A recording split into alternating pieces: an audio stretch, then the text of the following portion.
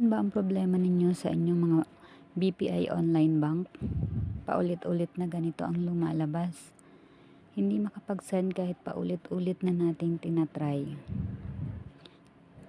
Tuturuan ko kayo kung paano ang ating mga gagawin.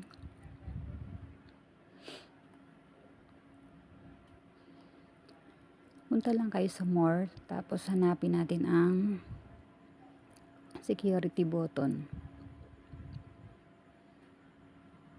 Then, kailangan lang i-on ang mobile key. Bago may on ang mobile key, kailangan lamang ng inyong password ng inyong phone.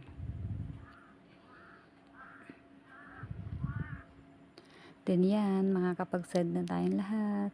Please follow and subscribe kung nakatulong ang video na to sa inyong lahat. Thank you!